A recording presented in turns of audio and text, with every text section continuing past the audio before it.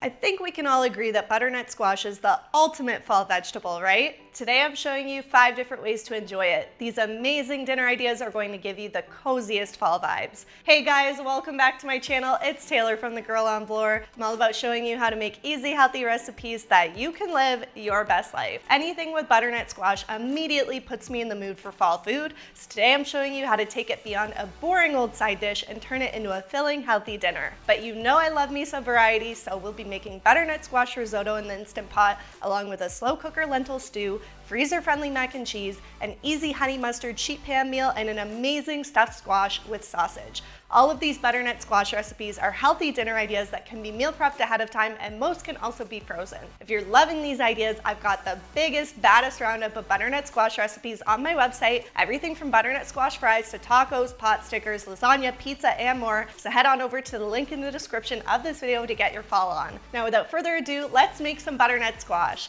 Let's start with our slow cooker lentil stew, also known as lentil dal. You're going to dice up 2 small yellow onions, mince 4 cloves of garlic, and then chop up 1 butternut squash. You can use pre-chopped squash from the grocery store to save time with all of these recipes I'm showing you today, but it's also super easy to cut one up. Here's how to cut a butternut squash. First up, microwave it for a couple of minutes to soften it, then I recommend chopping the ends off your squash so that you can then slice it in half lengthwise. From there, it's much easier to peel with a Y peeler. I've linked to the one that I'm using in the description.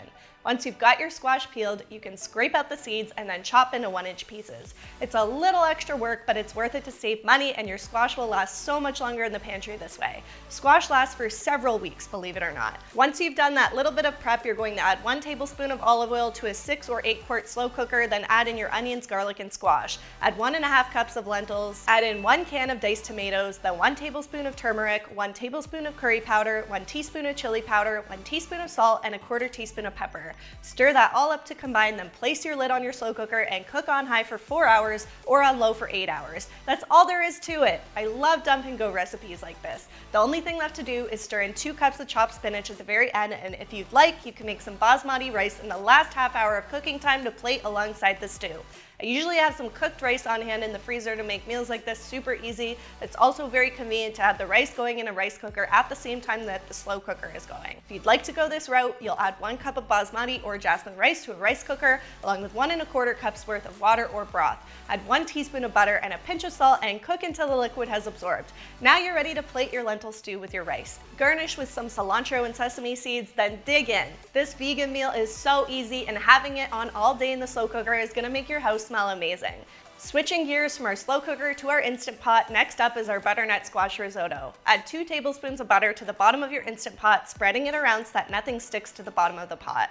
Then you'll add in 4 cloves of minced garlic, 4 diced shallots, and 1 tablespoon of finely chopped fresh sage. You'll follow my same process for peeling and chopping your butternut squash, then you'll add it to your Instant Pot, followed by 1 3/4 cup of chicken broth and 1 cup of white rice.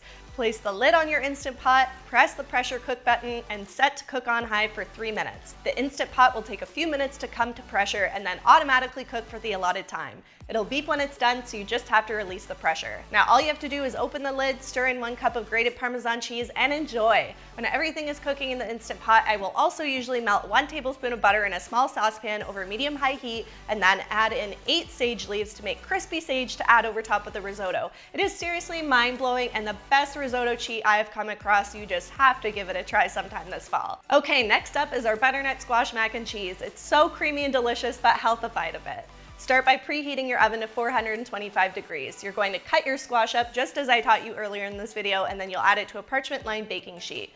Toss with some olive oil and season with salt and pepper, and then you're going to bake it for 30 minutes until browned. In the meantime, you'll dice up 1 yellow onion and mince 2 cloves of garlic. You're going to take a large pot and heat 1 tablespoon of olive oil over medium-high heat. Saute your onion for 5 minutes until softened, then stir in your minced garlic, adding 1/2 teaspoon of salt, 1/4 teaspoon of pepper, 1 pound of macaroni pasta, and 3 cups of water or chicken broth. Bring everything to a boil, stirring occasionally. In about 15 minutes, the pasta should have absorbed most of the liquid, and your squash should be coming out of the oven. You'll add your squash with 1/2 cup of milk in a blender and puree until smooth. You can actually make the puree and freeze it for up to 3 months. This is just something to keep in mind to cut down on the prep time of this recipe. Add your puree to your cooked pasta, then stir in 1 cup of grated Swiss cheese and 2 cups of grated cheddar cheese. Stir that all up, watch it become ooey gooey and delicious, then sprinkle with fresh chives. I promise after you try this recipe, you'll never want mac and cheese any other way. And this one's healthier too. Okay, moving on to recipe number 4, which is the super easy sheet pan meal. I will usually meal prep these harvest bowls for my work week lunches. Start by preheating the oven to 450 degrees, then you'll start your ingredient prep. Dice up 1 butternut squash. You should be a pro at this by now after this video. Then slice 1 cup of Brussels sprouts in half, followed by chopping up 1 red pepper and 1 red onion. Mince 4 cloves of garlic, then finally chop 12 sage leaves. Finally, dice up 1 pound of chicken breast and then toss them with 2 tablespoons of honey and 2 tablespoons of Dijon mustard in a medium-sized bowl. Now let's cook everything up. Add your veggies to a baking sheet lined with parchment paper. Toss with 1 tablespoon of olive oil, your minced garlic, your chopped up sage leaves, and season with 1 teaspoon of salt and half a teaspoon of pepper. Add your honey mustard chicken, then cook everything for 20 minutes in the oven. Divide it all among meal prep bowls, and you've got the easiest lunch ever. Now for our final recipe, which is this sausage stuffed squash. Again, start by preheating your oven to 450 degrees. This time you're not going to peel or chop up your squash. Instead, you will slice your squash in half lengthwise, then scoop out the seeds. Add your squash to a parchment-lined baking sheet, drizzle with 1 tablespoon of olive oil, then season with salt and pepper. Bake for 45 minutes. In the meantime, you'll make up some homemade turkey sausage by adding 1 pound of ground turkey to a bowl, then seasoning with 1 tablespoon of fennel seeds, 2 teaspoons of paprika, 2 teaspoons of garlic powder, 1 teaspoon of salt, and half a teaspoon of pepper. Mix everything together well, then you'll heat 1 tablespoon of olive oil over medium-high heat and saute the turkey mixture until browned, about 7 to 8 minutes. When it's fully cooked, stir in 2 cups of kale, and now you have your stuffing for your squash. Take your squash out of the oven once it's done cooking, then you'll divide your stuffing mixture among the halves. This is one of my favorite ways to enjoy squash because it's easy and has all the flavors of fall with the sausage and kale. And there you have it, all of the amazing butternut squash recipes you need to try this fall. I feel like everyone just shows you how to roast butternut squash and serve it as a side dish, so I hope this video showed you that you really can make it the main attraction.